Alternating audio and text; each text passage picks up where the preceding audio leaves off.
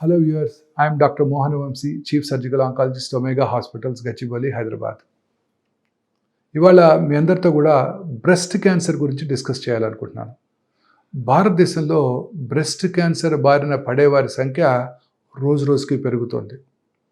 ICMR New Delhi వారి అంచనా ప్రకారం 2022లో అంటే 2 సంవత్సరాల క్రితం 2,24,000 కొత్త బ్రెస్ట్ క్యాన్సర్ పేషెంట్స్ భారతదేశంలో డయాగ్నోస్ అవ్వబడ్డాయని వారు అంచనా వేశారు. యాక్చువల్లీ సైంటిస్టు అలాగే డాక్టర్స్ బిలీవ్ చేసేది ఏంటంటే కరెక్ట్ నెంబర్ దీనికి డబుల్ ఉంటుందని అనుకుంటున్నారు.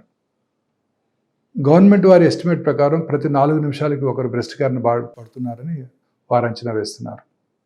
అంటే బ్రెస్ట్ క్యాన్సర్ బారిన పడేవారి సంఖ్య పెరిగిపోతుంది. అలాగే బ్రెస్ట్ క్యాన్సర్ బారిన పడి దానివల్ల మరణించే వారి సంఖ్య మోర్టాలిటీ కూడా చాలా ఎక్కువగా ఉంటుంది. కారణం ఏంటంటే బ్రెస్ట్ క్యాన్సర్ మీద అవగాహన లేక, బ్రెస్ట్ క్యాన్సర్ సిమ్టమ్స్ మీద అవగాహన లేక చాలామంది స్త్రీలు ఇప్పటికీ కూడా చాలా లేట్ స్టేజెస్లోనే డాక్టర్ దగ్గరికి వస్తున్నారు. అందుకని మనందరం కూడా బ్రెస్ట్ క్యాన్సర్ వార్నింగ్ సిగ్నల్స్ మీద అవగాహన పెంచుకున్నట్టయితే వారికిగా వారు ఆ సిమ్టమ్స్ ఉన్నప్పుడు దగ్గరలో ఉన్న వారి ఆంకాలజీ డాక్టర్ని కనుక కలిసినట్టయితే క్యాన్సర్ని ముందుగా గుర్తించవచ్చు. బ్రెస్ట్ క్యాన్సర్ ముఖ్యమైన వార్నింగ్ సిగ్నల్స్ ఏంటంటే బ్రెస్ట్లో ఒక గడ్డలాగా కనబడటం. అది ఏ వయసులో అయినా కూడా అశ్రద్ధ చేయకూడదు. చిన్నపిల్లల్లో అంటే టీన్స్లో కూడా బ్రెస్ట్ గడ్డలు చాలా కామన్గా కనబడుతుంటాయి. అవి నాన్ క్యాన్సరస్ గడ్డలే ఉంటాయి 99%. అయినప్పటికీ కూడా ఇప్పటికీ నేను చాలామంది టీన్స్లో కూడా బ్రెస్ట్ క్యాన్సర్ చూడటం జరిగింది. బ్రెస్ట్లో గడ్డ ఉన్నప్పుడు ఖచ్చితంగా వారి ఫ్యామిలీ ఫిజిషియన్కో, వారి దగ్గరలో ఉన్న జనరల్ సర్జన్కో, ఆంకాలజిస్ట్కో చూపించుకోవటం చాలా ఇంపార్టెంట్. గడ్డను ఎప్పుడు కూడా అశ్రద్ధ చేయకూడదు. పెయిన్ఫుల్ గడ్డ కానివ్వండి, పెయిన్లెస్ గడ్డ కానివ్వండి. చాలాసార్లు పెయిన్లెస్ గడ్డలను అందరూ అశ్రద్ధ చేస్తుంటారు. అందుకని అవి పెరిగిపోయి లేట్ స్టేజెస్లోనే డయాగ్నోస్ చేయబడుతుంటాయి. అలాగే బ్రెస్ట్ యొక్క సైజులో కానీ, షేప్లో కానీ మార్పు రావటం. నిప్పుల్ అండ్ ఏరియా కాంప్లెక్సెస్ ఒకే లెవెల్లో లేకుండా ఒకటి పైకి కానీ కిందకి కానీ లాగబడి ఉండటం. బ్రెస్ట్ యొక్క స్కిన్ మీద ముడతలు పడినట్టు ఉండటం. స్కిన్ మీద నరాలు ఉబ్బినట్టు ఉండటం. స్కిన్ కొంచెం మందంగా మారటం. స్కిన్ మీద పక్కరింగ రావటం. నిప్పుల్ ఏరియోలా కాంప్లెక్స్లో అల్సరేషన్ రావటం. నిప్పుల నుంచి బ్లడ్ బ్రౌన్ లేదా బ్లాకిష్ డిశ్చార్జ్ రావటం. అలాగే చంకలో గడ్డలు ఏర్పడటం. ఈ సిమ్టమ్స్ కనుక ఎవరికైనా ఉన్నట్టయితే ఎప్పుడు కూడా అశ్రద్ధ చేయకుండా వారి దగ్గరలో ఉన్న వారి ఫ్యామిలీ ఫిజిషియన్ని కలవటం చాలా ఇంపార్టెంట్. ఇవి కాక ముందుగా మనము అంటే ప్రతి స్త్రీ వారికిగా వారు బ్రెస్ట్ క్యాన్సర్ మీద అవగాహన పెంచుకున్నట్టయితే, అంటే బ్రెస్ట్ ఎగ్జామినేషన్ మీద కూడా అవగాహన పెంచుకున్నట్టయితే ఇలాంటి చిన్న చిన్న మార్పుల్ని చాలా ఈజీగా గుర్తించి వారి ఫ్యామిలీ ఫిజిషియన్ నోటీస్కి తీసుకువెళ్ళడానికి అవకాశం ఉంటుంది. సో అందుకే వారికిగా వారు సెల్ఫ్ ఎగ్జామినేషన్ చేసుకోవాల్సి ఉంటుంది. వారికిగా వారు పరీక్షించుకోవాల్సి ఉంటుంది. లెఫ్ట్ బ్రెస్ట్ని రైట్ హ్యాండ్తోనూ, రైట్ బ్రెస్ట్ని లెఫ్ట్ హ్యాండ్తోనూ, ఫ్లాట్ ఆఫ్ ద హ్యాండ్తో, టిప్స్ ఆఫ్ ద ఫింగర్తో కాకుండా ఫ్లాట్ ఆఫ్ ద హ్యాండ్తో పరీక్ష చేసుకోవాల్సి ఉంటుంది. సిస్టమేటిక్గా సెంటర్ నుంచి పెరిఫెరీకి లేదా పెరిఫెరీ నుంచి సెంటర్కి, పైనుంచి కిందకి ఏదో ఒక అలవాటు ప్రకారం అలవర్చుకున్నట్టయితే వాటిలో వచ్చే మార్పుల్ని చాలా ఈజీగా గుర్తించవచ్చు. పీరియడ్స్కి ముందు బ్రెస్ట్ కొంచెం టెండర్గా ఉంటాయి, లంపీగా కూడా ఉంటాయి. కాబట్టి పీరియడ్స్ అయిపోయిన తర్వాత ఒక వారం తర్వాత చాలా సప్పులుగా, పెయిన్లెస్గా ఉంటాయి. ఆ టైంలో పరీక్ష చేసుకోవడం చాలా ఇంపార్టెంట్. స్నానం చేసేటప్పుడు కూర్చొని సోప్ రాసుకున్నాక, ఎందుకంటే సోపీ హ్యాండ్స్ స్లిప్ అయ్యి లంప్స్ని ఈజీగా ఐడెంటిఫై చేయడానికి అవకాశం ఉంటుంది. ఆ తర్వాత స్నానం అయిన తర్వాత రూమ్కి వచ్చి పడుకొని షోల్డర్ బ్లేడ్ కింద చిన్న పిల్లో పెట్టుకొని ఆపోజిట్ హ్యాండ్తో ఆ బ్రెస్ట్ని ఎగ్జామిన్ చేసుకోవటం. అలాగే ఆపోజిట్ షోల్డర్ బ్లేడ్ కింద ఇంకో చిన్న పిల్లో పెట్టుకొని ఈ సైడ్ కూడా ఎగ్జామిన్ చేసుకోవటం చాలా important.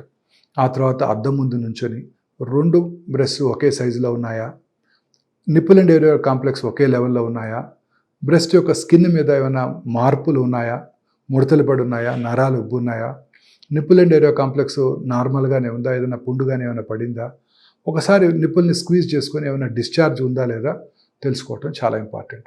Blackish, brownish, bloody discharge కనుక ఉన్నట్టయితే ఇమ్మీడియట్గా వారి ఫ్యామిలీ ఫిజిషియన్ నోటీస్కి తీసుకువెళ్ళి జబ్బు లేదు అని నిర్ధారణ చేసుకోవాలి. రెండో ఇంపార్టెంట్ స్క్రీనింగ్ టూలు మ్యామోగ్రఫీ. ఈ మ్యామోగ్రఫీ పరీక్ష చాలా ఇంపార్టెంట్. చాలామందికి ఈ మ్యామోగ్రఫీ పరీక్ష మీద చాలా అపోహలు ఉన్నాయి. మ్యామోగ్రఫీ చేసుకున్నప్పుడు రేడియేషన్ ఎక్స్పోజర్ ఉంటుంది, ఆ రేడియేషన్ వల్ల క్యాన్సర్ వస్తుందని కూడా చాలామంది పేషెంట్స్ నాతో చెప్తూ ఉంటారు. అది పూర్తిగా అపోహ మాత్రమే. నిజం ఏంటంటే కొత్తగా వచ్చిన డిజిటల్ మ్యామోగ్రామ్లో రేడియేషన్ ఎక్స్పోజరు చాలా తక్కువగా ఉంటుంది. అందువలన మనం చాలా అతి తక్కువ రేడియేషన్తోనే బ్రెస్ట్లో ఉన్న గడ్డల్ని ఐడెంటిఫై చేసుకోవడానికి ఈ మ్యామోగ్రఫీ పరీక్ష ఉపయోగపడుతుంది. మూడో ఇంపార్టెంట్ టెస్ట్ ఏంటంటే ఈ డిజిటల్ మ్యామోగ్రఫీతో పాటు ఎంఆర్ మ్యామోగ్రఫీ. కొన్నిసార్లు స్కార్డ్ బ్రెస్ట్, ఇంతకుముందు లంపెక్టమీ చేయబడి ఉండటం, ఇంకేదైనా ఇతరత్ర కారణాల వల్ల బ్రెస్ట్ మీద చిన్న ఆపరేషన్స్ గురవటం, వీళ్ళలో ఈ ఎంఆర్ మ్యామోగ్రఫీ చేసుకోవడం ద్వారా ఖచ్చితంగా మనం బ్రెస్ట్లో ఉన్న లంప్ని ఐడెంటిఫై చేసుకోవడానికి అవకాశం ఉంటుంది. ఇదే కాకుండా ఇప్పుడు పెట్ ఎంఆర్ మ్యామోగ్రామ్ కూడా అందుబాటులోకి వచ్చింది. అంటే ఎఫ్డిజి ఇంజెక్షన్ ఇచ్చి ఎంఆర్ మ్యామోగ్రామ్ చేయడం ద్వారా బ్రెస్ట్లో ఉన్న చిన్న లంప్ని కూడా అది క్యాన్సరస్ లంపా కాదా చాలా అక్యురేట్గా ఐడెంటిఫై చేసే పరికరాలు కూడా ఇప్పుడు మనకి హైదరాబాద్లో అందుబాటులోకి వచ్చాయి. సో ఈ బ్రెస్ట్ స్క్రీనింగ్ ద్వారా మనం చాలా కేర్ఫుల్గా మనం కనుక నేర్చుకున్నట్టయితే క్యాన్సర్ని ఎర్లీ స్టేజ్లో గుర్తించినట్టయితే బ్రెస్ట్ తీయకుండానే బ్రెస్ట్ని కన్జర్వ్ చేస్తూ, బ్రెస్ట్ని సేవ్ చేస్తూ బ్రెస్ట్ క్యాన్సర్ నుంచి పూర్తిగా క్యూర్ చేయడానికి అవకాశం ఉంటుంది. సంవత్సరానికి ఒకసారి ట్రైన్డ్ హెల్త్ పర్సనల్ దగ్గర కానీ, లేడీ డాక్టర్ దగ్గర కానీ వెళ్ళి పరీక్ష చేయించుకోవటం, వారితో పరీక్ష చేయించుకుంటున్నప్పుడు ఎలా పరీక్ష చేసుకోవాలని నేర్చుకోవటం కూడా very important aspect of this breast screening. ఇక ఒకసారి అనుమానం వచ్చినప్పుడు క్యాన్సర్ని డయాగ్నోస్ చేయడానికి మనం అల్ట్రాసౌండ్ గైడెడ్ బయాప్సీ చేయడం ద్వారా అది ఏ రకమైన క్యాన్సర్నో పూర్తిగా తెలుసుకోవడానికి అవకాశం ఉంటుంది. క్యాన్సర్ని డయాగ్నోస్ చేశాక నెక్స్ట్ స్టెప్ స్టేజింగ్ అంటే బ్రెస్ట్ క్యాన్సర్ ఏ స్టేజ్లో ఉంది తెలుసుకోవటం. ఈ బ్రెస్ట్ క్యాన్సర్ ఏ స్టేజ్లో ఉందో తెలుసుకోవడానికి మనం పెట్ సిటీ స్కాన్ చేయడం జరుగుతుంటుంది. పెట్ సిటీ స్కాన్ అలాగే PET MR of the whole body చేయడం ద్వారా క్యాన్సర్ ఏ స్టేజ్లో ఉందో మనం ముందుగా తెలుసుకోవచ్చు. ఈ స్టేజింగ్ తెలుసుకోవడం ద్వారా అర్లీ స్టేజ్లో ఉన్నట్టయితే సర్జరీ చేసుకోవటం, లేట్ స్టేజ్లో ఉన్నట్టయితే ముందుగా కీమోథెరపీ ఇచ్చి దాన్ని డౌన్ సైజ్ చేసి తర్వాత ఆపరేషన్ చేయటం, ఫోర్త్ స్టేజ్లో ఉన్నట్టయితే కీమోథెరపీ, టార్గెటెడ్ థెరపీ, ఇమ్యూనోథెరపీలు ఇవ్వడం ద్వారా వారి లైఫ్ స్పాన్ని పొడిగించడానికి అవకాశం ఉంటుంది. చాలామందిలో ఒక అపోహ ఉన్నది, బ్రెస్ట్ క్యాన్సర్ రాగానే బ్రెస్ట్ మొత్తం తీసేస్తారు అనే ఒక అపోహతోనే చాలామంది భయపడుతుంటారు. బ్రెస్ట్ క్యాన్సర్ని మనం ఎర్లీగా గుర్తించినట్టయితే బ్రెస్ట్ తీయకుండానే బ్రెస్ట్ క్యాన్సర్ని పూర్తిగా క్యూర్ చేసుకోవడానికి అవకాశం ఉంటుంది.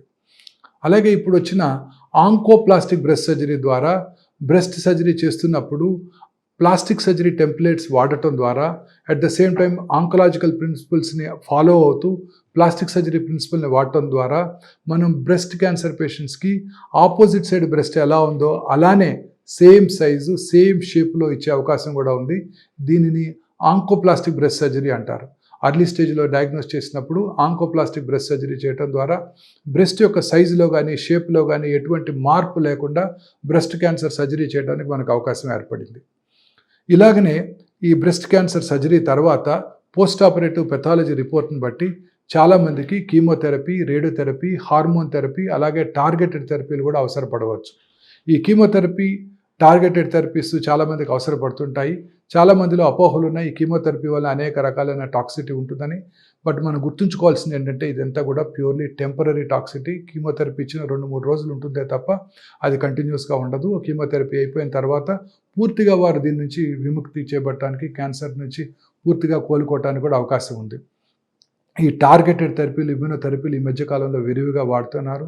HER2 టార్గెటెడ్ థెరపీసు, ట్రాస్టుజిమాబు, పర్టుజిమాబు ఇవన్నీ కూడా చాలా కామన్గా ప్రీ ఆపరేటివ్ సెట్టింగ్లో వాడటం ద్వారా లేట్ స్టేజ్ బ్రెస్ట్ క్యాన్సర్ పేషెంట్స్లోను, అగ్రెసివ్ బ్రెస్ట్ క్యాన్సర్ పేషెంట్స్లోను సిగ్నిఫికెంట్గా వారి లైఫ్ని పొడిగించడానికి ఇప్పుడు అవకాశం ఏర్పడింది. ఒక special entity triple negative breast cancer అంటారు. ఇవి చాలా అగ్రెసివ్గా ఉంటాయి. ఈ triple negative breast cancer patients అందరికీ కూడా ముందుగా కీమోథెరపీతో పాటు ఇమ్యూనోథెరపీ కూడా ఇవ్వటం ద్వారా వారికి కూడా సిగ్నిఫికెంట్గా వారి లైఫ్ స్పాన్ పెంచడానికి, క్యూర్ చేయడానికి కూడా అవకాశం ఏర్పడింది. కొన్ని రకాల జెనెటిక్ మ్యుటేషన్స్ ఉన్నప్పుడు బ్రెస్ట్ క్యాన్సర్ని మనం ప్రివెంట్ చేసుకోవడానికి కూడా అవకాశం ఉంది. BRCA1, BRCA2 మ్యుటేషన్స్ అంటారు. సింపుల్ బ్లడ్ టెస్ట్ చేసుకోవడం ద్వారా ఆ మ్యుటేషన్ ప్రతి స్త్రీకి ఉన్నది లేనిది ముందుగా తెలుసుకోవచ్చు. Family history of breast cancer ఉన్నవాళ్ళు, అర్లీగా బ్రెస్ట్ క్యాన్సర్ వచ్చిన వాళ్ళు, ఫ్యామిలీలో ఒకరికన్నా ఇద్దరికి బ్రెస్ట్ క్యాన్సర్ ఉన్నవాళ్ళు, బైలేటరల్ బ్రెస్ట్ క్యాన్సర్ ఉన్నవాళ్ళు, ఓవేరియన్ క్యాన్సర్ ఉన్నవాళ్ళు చిన్న వయసులో, వీళ్ళందరూ కూడా ఈ BRCA1, BRCA2 మ్యుటేషన్ అనాలిసిస్ చేయించుకోవడం ద్వారా వాళ్ళకి జన్యుపరంగా క్యాన్సర్ వచ్చే అవకాశాలను ముందుగా గుర్తించవచ్చు. Best example top Hollywood movie heroine miss Angelina Jolie. వారి 2011లోనే వారి తల్లిగారికి ట్రిపుల్ నెగటివ్ బ్రెస్ట్ క్యాన్సర్ ఉన్నది కాబట్టి ఈ టెస్ట్ చేయించుకొని ఆ 2 పాజిటివ్ ఉండటంతో వారు ముందుగానే 2 బ్రెస్ట్లు 2 ఓవరీలు తీయించేసుకోవడం ద్వారా, అంటే రిస్క్ రిడక్షన్ సర్జరీ ద్వారా క్యాన్సర్ రాకుండా చేసుకోవడానికి అవకాశం ఉంది. Thank you, viewers.